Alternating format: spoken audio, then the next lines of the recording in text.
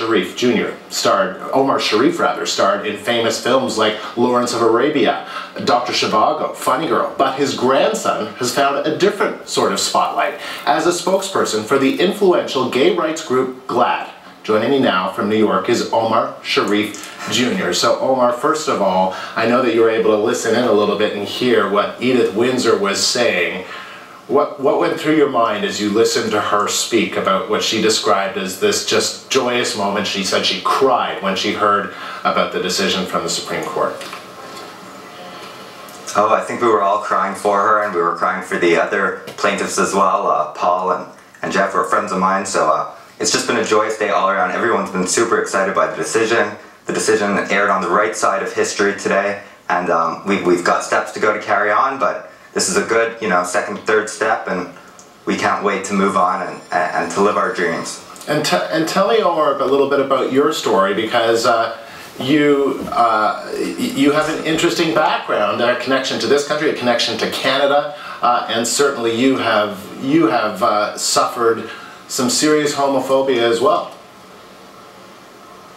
I have, I lived in Canada for quite a long time. Actually, I went to college in Canada. I went to Queen's University in Kingston, Ontario.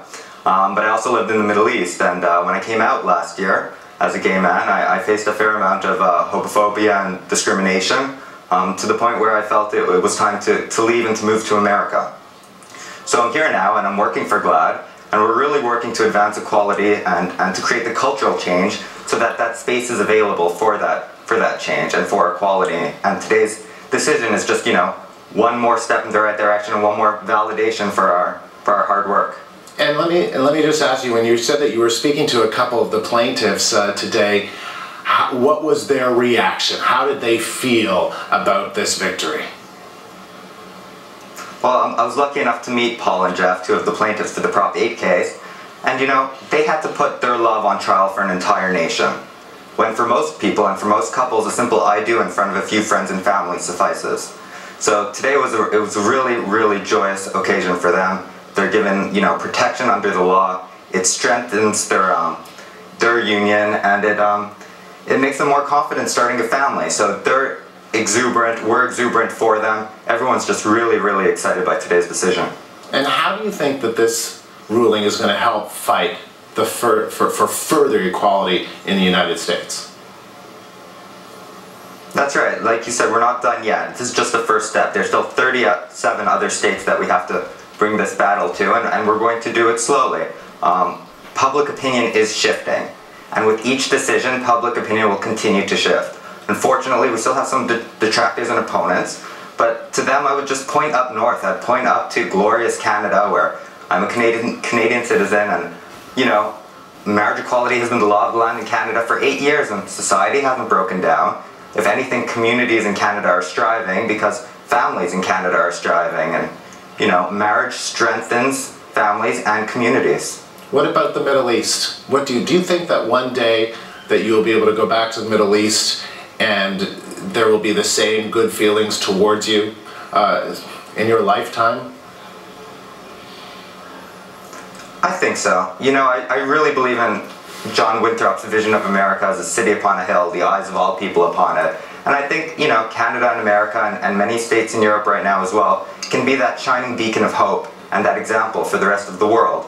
I joined GLAAD as an organization that works with the media to put stories and characters in the news media, in pop culture as well, and in television shows.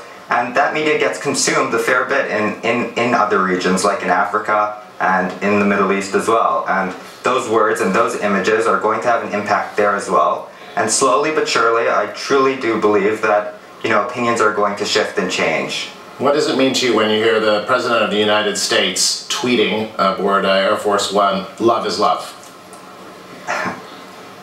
Love is love, and I think Edie just said that as well. Love is many things, but right now in America, at least federally, love is universal, and that's a great thing.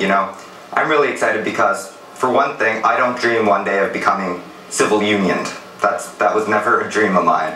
We want the word. We wanted the word marriage. We wanted not the word that sounds like the word, that's sort of like the word. We want that word that's been around since they invented dirt. That's what marriage is. It's been around that long, and that's what we want. And today, we can not only have those dreams, we could fulfill them.